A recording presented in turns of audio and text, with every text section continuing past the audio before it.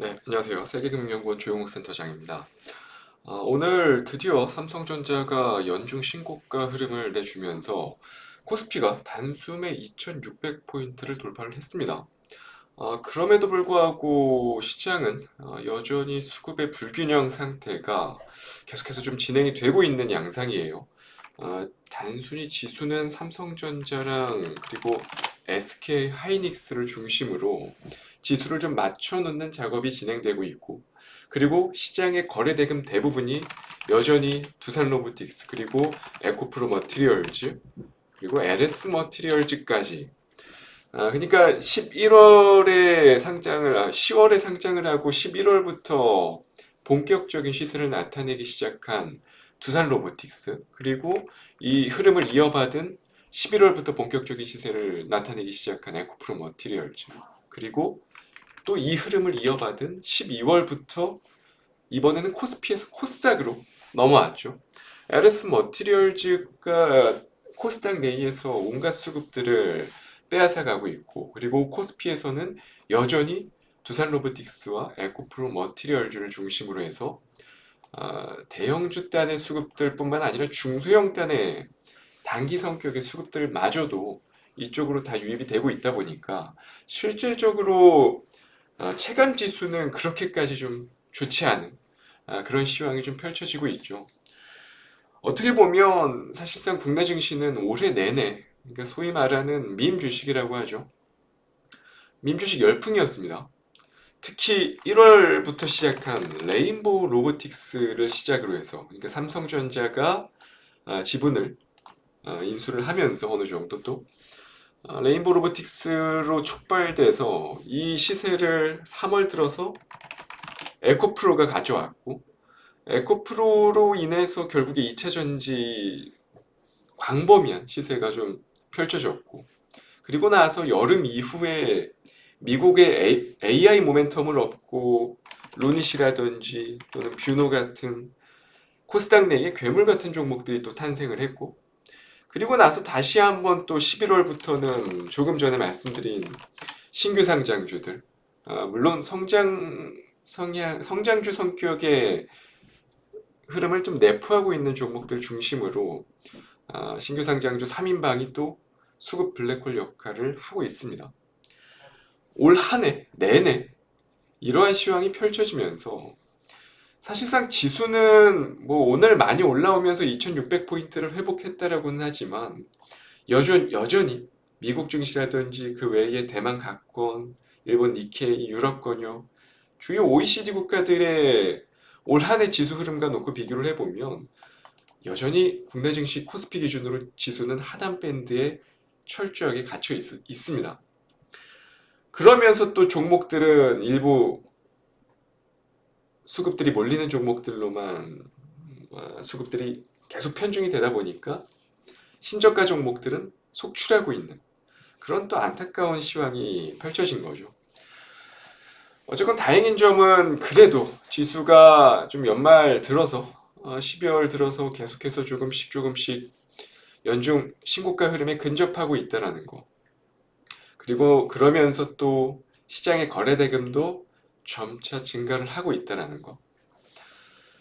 최근 시장을 계속해서 좀 주의 깊게 보고 계신 분들은 아시겠지만 저 신규 상장 3인방을 축으로 해서 모멘텀이 있는 종목들로 수급들이 계속 집중되는 기이한 현상들이 여전히 이어지고 있다는 겁니다. 오늘도 마찬가지죠. HMM이라든지 이를 비롯해서 하림이라든지 그리고 또 바이오단에서는 HLB 같은 시가총액 규모가 꽤나 되면서도 상당히 어떻게 보면 기술적으로도 상당히 좀 무거운 종목들이 이렇게 바닥권에서 대량 거래가 수반되면서 20% 가까이 올라간다는 것은 시장의 관심도가 높아지고 수급의 불균형이 깨지면 비이상적인 상승 흐름이 나타난다는 거죠, 지금처럼. 근데 중요한 거는 이러한 일말의 과정들은요, 지금 올해 내내 이어졌고 중요한 건 내년 연초까지도 이러한 흐름들이 이어질 가능성이 상당히 좀 높아져 있다는 겁니다.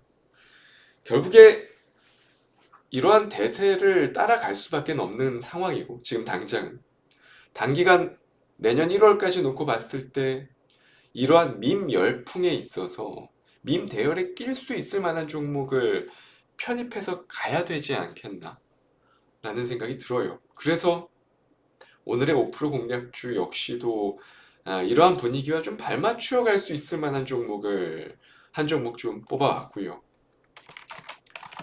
바로 종목명부터 공개를 해드리자면 바디텍메드라는 종목입니다. 제가 2020년, 21년도 가장 시장에서 큰 이슈로 올라왔었던 바로 그 코로나 진단키트 관련한 업종이 테마였죠. 어떻게 보면. 과거 20년, 21년도 코로나 사태로 인해서 가장 큰 수혜를 봤었던 업종 중에 하나가 바로 진단키트 업종이었죠. 대표적으로 코스닥의 시젠이라든지 그리고 SD바이오센서 이러한 대표적인 진단키트 종목들은 어떻게 보면 코로나 시대를 코로나 수혜주로 대표적으로 좀 분류가 됐었죠. 근데 중요한 거는 엔데믹이 되면서 대부분의 진단키트 종목들 성장세는 크게 축소됐죠. 어떻게 보면 당연한 결과라고 생각을 해요. 근데 중요한 거는요. 제가 오늘 가져온 바디텍 매드 같은 경우는 엔데믹과 상관없이 여전히 꾸준한 성장성을 보여주고 있다는 겁니다. 바디텍 매드의 주요 사업은요, 딱 두 개로 나뉘어요. 첫 번째가 면역 진단 카트리지, 그리고 다른 하나는 바로 진단 기기입니다. 지금 사업별 매출 규모, 비율을 따져보면요, 면역 진단 카트리지에 대한 비율이 대략적으로 80% 정도 차지를 하고요. 그리고 면역 진단 기기 자체가 한 15% 정도 가량 됩니다. 카트리지는 많이 다르죠. 면역 진단 기기는 일종의 플랫폼이라고 할 수 있는데 이 카트리지는 기기가 있어야 사용이 가능하거든요. 그러니까 다시 말해서 진단 기기가 많이 깔리면 깔릴수록 이 소모품 성향의 카트리지 매출도 덩달아 커지게 된다는 겁니다. 그러니까 단순히 엔데믹이 왔다 하더라도 바디텍 매드가 계속해서 성장을 할 수 있었던 요인이 바로 이러한 매출 비율에 있었던 거죠. 향후에 수많은 감염성 질환이라든지 당뇨, 심혈관 질환, 암, 뭐 그 밖에 호르몬, 각종 여러 질병의 여부를 판단하는 진단 카트리지를 앞으로도 지금 시대적인 패러다임을 놓고 본다면 계속해서 수요는 증가할 수밖에 없는 상태거든요. 그러니까 단순 진단기기에서 벗어나서 이러한 소모품들의 수요는 앞으로도 증가할 수밖에 없고 지금 현재도 바디텍 매드 같은 경우는 이 진단 카트리지를 전 세계 120개여 국가에 지금 판매를 진행 중에 있다는 겁니다. 앞으로도 성장성이 계속해서 좀 부각이 될 수밖에 없는 상태고 엔데믹을 가리고 매출을 놓고 보자 하더라도 바디텍 매드 같은 경우는 전혀 훼손이 없었고 오히려 계속 성장 주의에 있다는 겁니다. 물론 엔데믹이라는 이 프레임 자체는 당장에 벗어나기는 쉽지 않겠죠. 하지만 이 테마에서 벗어나는 흐름들이 지금 올 가을부터 본격적으로 진행이 되면서 지금 연말에 다시 한번 연중 신고가 흐름들이 나오고 있다는 거죠. 바디텍 매드가 이렇게 독보적인 움직임을 보이는 거는 면역 진단 사업에서 확실하게 성장에 대한 포인트를 찾았기 때문이고 앞으로도 수출에 대한 가능성이 상당히 좀 높아지고 있다는 거죠.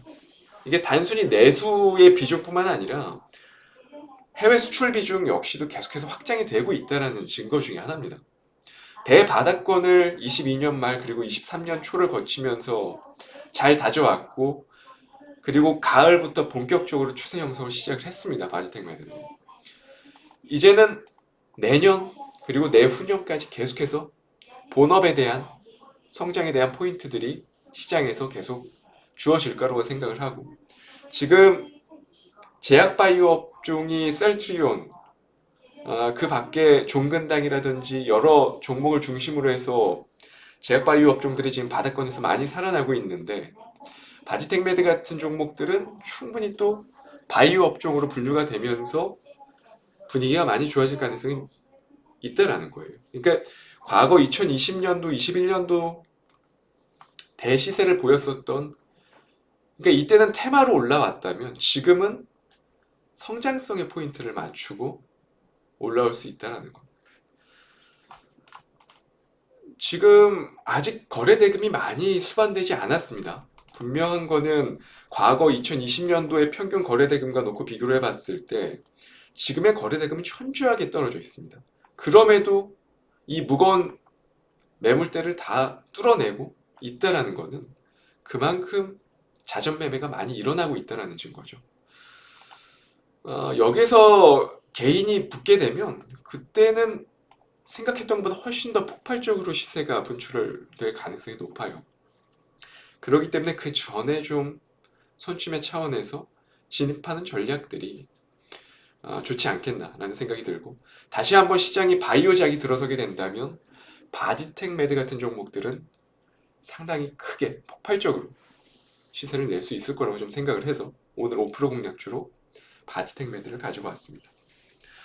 시장이 아주 일부 종목으로만 계속 수급이 집중이 되고 있는 상태입니다. 그러다 보니까 많이 좀 소외감이 들 수 있고 또 그런 시황이 계속 펼쳐지고 있기 때문에 어느 정도 전략을 수정할 필요는 있다라고 생각을 해요. 그래서 시장에서 좀 소외되지 않기 위해서는 이러한 종목들을 좀 주의 깊게 보셔라 하는 차원에서 오늘 바디텍 매드를 가져왔습니다. 잘 살펴보시길 바라겠고요. 저는 다음 주 이 시간에 다시 찾아뵙도록 하겠습니다. 감사합니다.